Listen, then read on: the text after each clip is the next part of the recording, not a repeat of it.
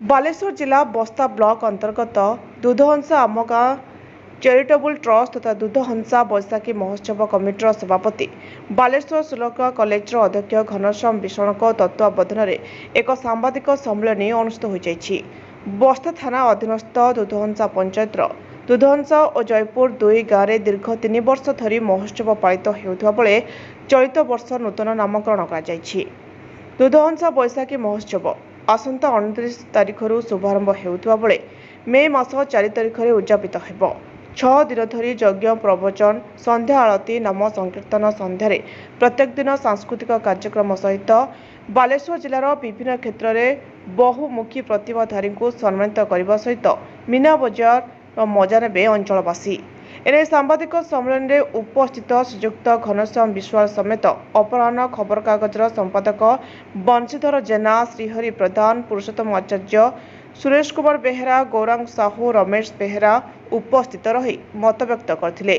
दुई गाँ तथा जयपुर दूधहंसा ग्राम मध्य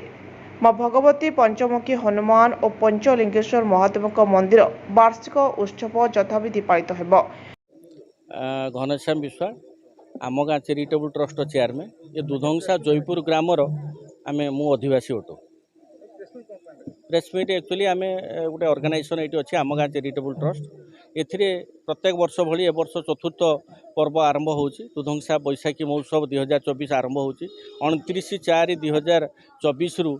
4/5/2024 पर्यंत अनुष्ठित होची एथिरे विभिन्न प्रकार कार्यक्रम अच्छी पूजा यज्ञ सहित आरंभ करी माने आपणकर प्रवचन सहित रंगारंग कार्यक्रम सहित विभिन्न वर्ग माने विभिन्न प्रकार लोक जो माने जीरो रु हीरो होती से आम समर्थित करूँ ये माटी रे एवं ये माटी ए गाँ को किए आसु नथिले ए गाँर माटी को केमिति आम बालेश्वर स्तर ओडिशा स्तर में पहुँचेबू यहाँ आमर प्रथम उद्देश्य मीना बजार सहित एवं विभिन्न प्रकार कार्यक्रम करूँ जोटा कि लोक माने ये अंचल पाखापाखि 10-20टा आमर वार्ड रे अंतर्भुक्त दूधहंसा मौजा दूधहंसा गाँटा तेणु प्रत्येक वार्ड रे लोकों मध्य हस खुशी आनिबा आमर मेन उद्देश्य। बालेश्वर जिले मानस रंजन बेहरा रिपोर्ट ज्योतिप्रभा न्यूज।